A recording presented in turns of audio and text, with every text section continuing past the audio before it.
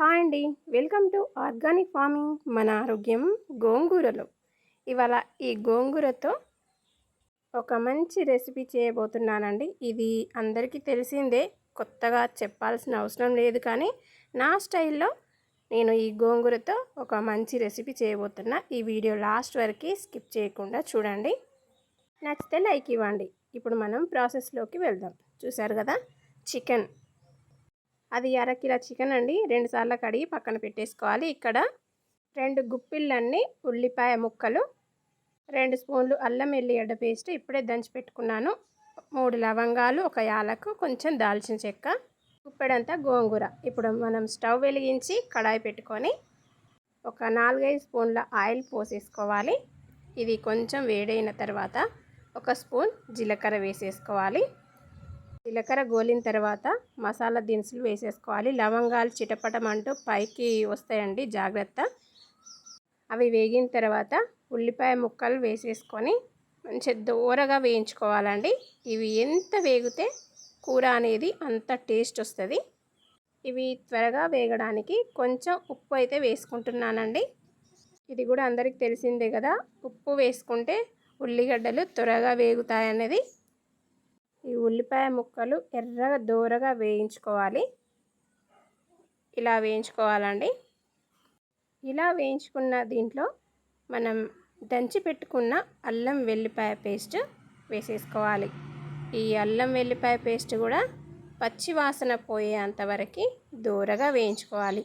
అప్పుడే కూర అనేది టేస్ట్ బాగుంటుంది. అల్లం వెల్లిగడ్డ పేస్ట్, ఉల్లిపాయలు మంచిగా దూరగా వేగిన తర్వాత 1 స్పూను పసుపు వేసుకోవాలి. 1 స్పూను పచ్చిదనాల పొడి వేసుకొని ఒకసారి మొత్తం కలిపేసుకోవాలి. మళ్ళీ కాసేపు వేయించుకున్న తర్వాత మనం కట్ చేసి పెట్టుకున్న గోంగూర ఉంది కదా, అది ఇందులో వేసేసుకోవాలి. ఇప్పుడే హార్వెస్టింగ్ చేసి కడిగి మరీ కట్ చేసి ఇందులో వేసానండి. టేస్ట్ మాత్రం అద్భుతంగా ఉంటుంది. ఇది కాసేపు మెత్తబడిన తర్వాత ఇది కాసేపు వేయించుకోవాలి. ఈ ఆకంతా మెత్తబడి దగ్గర పడిన తర్వాత మనం కడిగి పెట్టుకున్న చికెన్ ముక్కలు ఉన్నాయి కదా, అవి ఇందులో వేసేసుకోవాలి. కొంతమంది చికెన్ ఉడికిన తర్వాత ఈ గోంగూర ఆకులు అనేది వేసేసుకుంటారు. నేను మాత్రం గోంగూర ఆకులు ఉడికిన తర్వాతనే ఈ చికెన్ పీసెస్ అయితే వేసుకుంటున్నాను. వేసుకున్న తర్వాత మొత్తం ఒకసారి ఇలా కలిపేసుకోవాలి. ఇందులో వాటర్ పోయాల్సిన అవసరం లేదండి. ఈ గోంగూరలో కొంచెం వాటర్ వస్తూ ఉంటాయి, ఇంకా చికెన్లో కూడా వాటర్ అనేది వస్తూ ఉంటాయి కదా, దాంతోనే ఈ చికెన్ అనేది ఉడికిపోతుంది. ఆ పైన మాత్రం ప్లేట్లో కొన్ని వాటర్ పోసి పెట్టుకోవాలి. ఆ వాటర్ పోసి పెట్టుకోవడం వల్ల ఆవిరి మీద ఉడుకుతుంది ఈ చికెన్ అనేది. ఒకసారి మొత్తం కలిపేసుకున్న తర్వాత మళ్ళీ ఒకసారి ఆ వాటర్ ప్లేట్ ఉంది కదా, అది దీనిపైన పెట్టుకోవాలి. ఇలా మనం 4-5 టైమ్స్ ఆ వాటర్ ఉన్న ప్లేటు కలుపుతూ ఇలా పెట్టుకున్నట్లయితే ఆ చికెన్ పీసెస్ అనేటివి చాలా బాగా ఉడుకుతాయండి. దీనికి మళ్ళీ సపరేట్గా వాటర్ పోయాల్సిన అవసరం లేదు. మీకు కొంచెం సూప్ లాగా కావాలి అనుకుంటే వాటర్ అనేది అయితే పోసుకోవచ్చు. నేను మాత్రం వాటర్ అయితే పోయట్లేదండి. మళ్ళీ ఒకసారి ఈ ప్లేట్ పెట్టేసుకొని కాసేపు అయిన తర్వాత తీసి ఇప్పుడు మనం దీనికి తగ్గట్టు ఉప్పు కారం వేసుకోవాలి.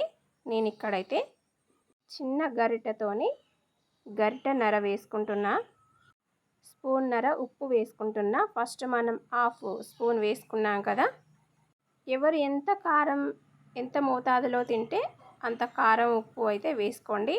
నేను మాత్రం మేము ఎంత మోతాదులో తింటామో అంత ఉప్పు కారం అయితే వేసుకున్నాం.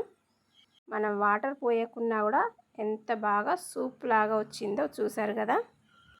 ఇది ఆల్మోస్ట్ దగ్గర పడ్డట్టే. ఒకసారి ప్లేట్ పెట్టేసుకొని ఒక 5 మినిట్స్ అలా ఉంచి తీసేసుకుంటే చూసారా, ఆయిల్ అనేది పైకి వచ్చింది. ఇప్పుడు మనం మసాలా వేసేసుకొని దించేసుకోవడమేనండి. ఒక్కసారి మీరు కూడా ఇలా వండి చూడండి, టేస్ట్ మాత్రం మీరే చెప్తారు కామెంట్ బాక్స్లో. కాసేపు అలా మగ్గనిచ్చి 1 స్పూన్ మసాలా పొడి వేసేసుకొని దించేసుకోవడమేనండి. 5 మినిట్స్లో మనకి గోంగూర చికెన్ అయితే రెడీ అయిపోయినట్టే. ఈ కర్రీ అనేది చపాతీలోకి, రోటీలోకి, దోశలోకి కూడా చాలా బాగుంటుందండి. ఒక్కసారి ట్రై చేయండి. ఇప్పుడు మనం దీంట్లోకి ఒక స్పూన్ మసాలా పొడి, గరం మసాలా పొడి ఉంటుంది కదా, మనం ఇంట్లో చేసుకున్నదే వేసేసుకుందాం. ఇదండి గోంగూర చికెన్ కర్రీ. ఈ వీడియో మీ అందరికీ నచ్చిందని అనుకుంటున్నాను. నచ్చితే ప్లీజ్ లైక్, షేర్, సబ్స్క్రైబ్ చేయండి. మరొక మంచి వీడియోలో కలుద్దాం. అంతవరకు సెలవు. మరి చూసినందుకు ధన్యవాదములు. మీ ఆర్గానిక్ ఫార్మింగ్, మన ఆరోగ్యం మన చేతుల్లో.